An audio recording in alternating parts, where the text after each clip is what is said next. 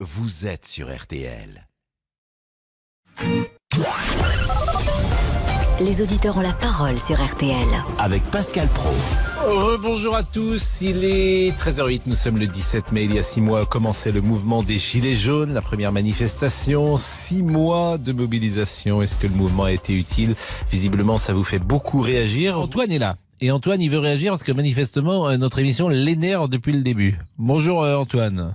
Bonjour. Bonjour Pascal. Comment ça va? Vous habitez Lyon? Tout à fait. Dans le Rhône, Tout à vous fait. êtes Alors, cadre? Oui, j'ai été chef d'entreprise pendant quelques années. D'accord. Et à titre personnel, j'ai depuis le début soutenu les Gilets jaunes. Et ça fait déjà quelques années que je pressentais qu'un mouvement comme celui-ci pouvait arriver.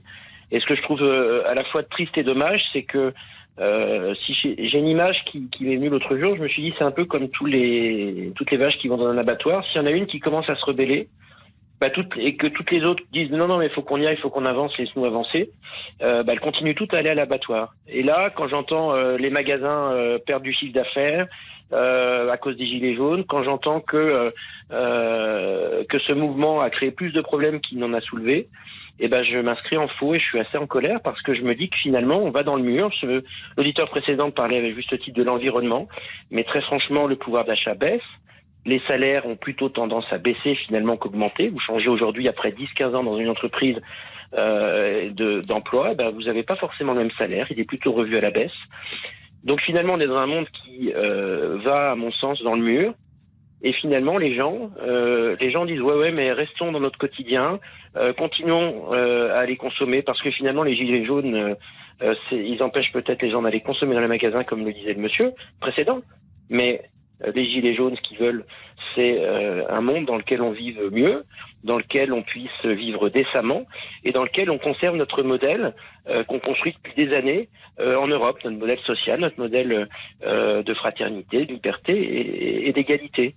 Et la concurrence à tout va, en disant il faut être plus compétitif, c'est juste s'aligner sur des pays comme la Chine ou les pays en voie de développement. Donc si c'est s'aligner contre ces pays, c'est en effet être en récession et rétrograder.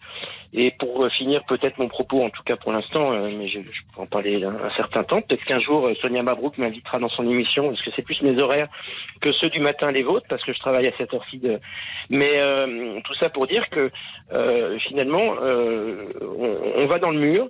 Les gens restent dans leur quotidien. Ils ont certes des initiatives individuelles, mais il n'y a aucune initiative collective pour changer le monde dans lequel on est et qui va à sa perte à la fois à cause de l'environnement et d'un système qui est complètement défaillant. Et en 36, si le mouvement n'était pas allé au bout, nous n'aurions certainement pas de RTT parce que nous n'aurions pas de congés payés. Merci Antoine de ce témoignage. Vous aurez été le dernier sur les Gilets jaunes. Vous êtes sur RTL.